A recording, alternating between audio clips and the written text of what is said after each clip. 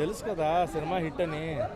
మరి ఇంకేముంది, సినిమా చాలా బాగుంది నిజంగా. నాకు ఆ లవ్ ఫెయిల్ అయిన వాడు మళ్ళీ ఒక లవ్లో హ్యాపీనెస్ చూసినవాడు, ఆ పెయిన్ని ఆ హ్యాపీనెస్ని ఎంజాయ్ చేసేవాడికి ఈ సినిమా అర్థమవుతుంది అన్న.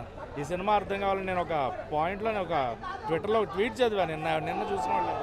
ఈ సినిమా అర్థం కావాలంటే పిహెచ్డీ చేయాలి అని నిజంగా. ఎందుకంటే ఆ లెవెల్స్, ఆ మూవీ, ఆ స్టోరీ, స్క్రీన్ ప్లే, ఆ లవ్, ఆ పెయిన్ అర్థం కావాలంటే నిజంగా ఒక మెచ్యూర్డ్ థాట్స్ ఉండాలి.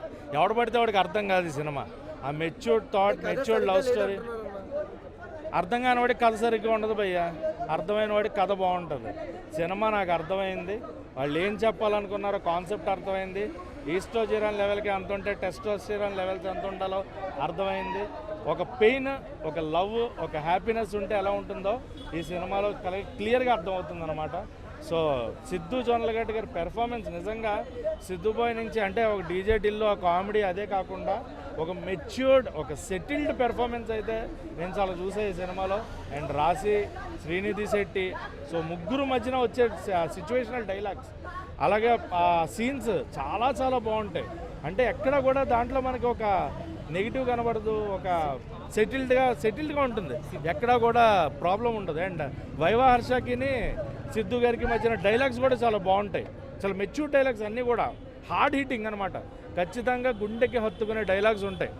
సినిమా ప్రమోషన్స్ టైంలో ఒక లేడీ జర్నలిస్ట్ ఈ సినిమాలో ఫిమేల్ని కొంచెం అవమానకర రీతిలో చూపించారని చెప్పి కాస్త క్రిటిసైజ్ చేశారు ట్రైలర్ చూసి. సినిమాలో నిజంగా అలాంటి కంటెంట్ ఉందా? ఎక్కడా లేదు. ఎవరిని తక్కువ చేయాల, ఎవరిని కించపరచలేదు, ఎవరి గురించి తప్పుడుగా ఎక్కడా మాట్లాడింది లేదు.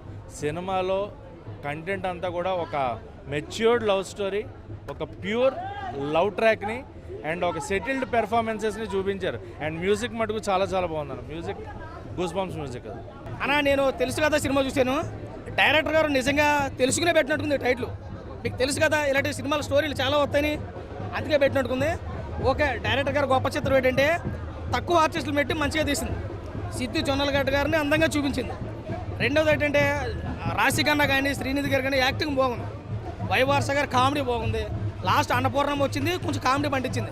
కానీ ఇది దీపావళి టైంలో రావాల్సిన సినిమా కాదు, దీపావళి బరిలో నిలవలేదు. ఎందుకంటే ఆ సినిమా ఒక రకంగా చూసుకుంటే తారాజోలాగా పరిగెట్టాలా, మన పరిగెట్ట తప్ప పూచాకర్లా కింద ఉండకూడదు. నాకు అనిపించింది ఏంటంటే cinema block buster super hit కాదు, average movie.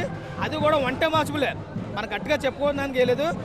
Out of 5 rating చూసుకుంటే 2 వరకు మనం ఇవ్వచ్చు, అది కూడా కష్టం కదా.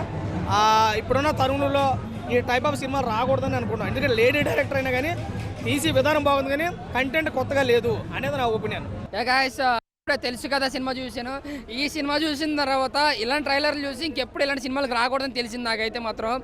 ఎందుకంటే ఇద్దరి మధ్యన సిద్ధు ఎంత నలిగిపోతారో ఎంటర్టైన్మెంట్గా చూపిస్తారనుకుంటే వీళ్ళ ముగ్గురు కలిసి మమ్మల్ని నలిపి లో పెట్టి, బట్ తమనన్న మాత్రం కాపాడాడు. ఆయన బ్యాక్గ్రౌండ్ మాత్రం అక్కడ మైనస్ చేయలేదండి. ప్రతి సీన్లో ఆయన ఫ్రేమ్లో ఆయన కొట్టిన ప్రతి బీజిఎం కూడా అక్కడ సీన్కి అంత కంటెంట్ బీజిఎంతో కొంచెం లేపాడని చెప్పాలి. బట్ కొన్ని సీన్లు అయితే అక్కడ ఎలివేషన్ అవసరం లేదు, ఏది నడిచొస్తే సరిపోద్ది. దానికి కూడా బీజిఎం వేసి ఎలివేషన్ వేసి ఏదో సిద్ధుని హైగా చూపించాలని ఆ క్యారెక్టర్స్ని ఏదైతే ఉందో, ఆ డైరెక్షన్ ఇంటెక్షన్ ఏదైతే అదైతే బాగా కనిపించింది సినిమాలో. తెలుసు కదా, మీ అందరికి కూడా తెలుసు స్టోరీ. మేబీ నేనైతే కొంచెం డిసప్పాయింటెడ్,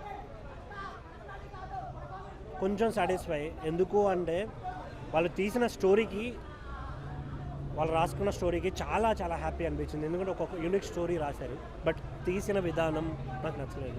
ఎందుకంటే ఒక సినిమాని ఒక ఎమోషనల్ వేలో చూపించాలంటే మొత్తం ఒకే ఫ్లాట్లో సినిమా తీసుకెళ్ళిపోతే సినిమా ఎంగేజ్ అవ్వదు, అంటే చూసే ఆడియన్స్కి ఇంట్రెస్ట్ కలగదు అనే ఫీలింగ్ నాకు అనిపించింది.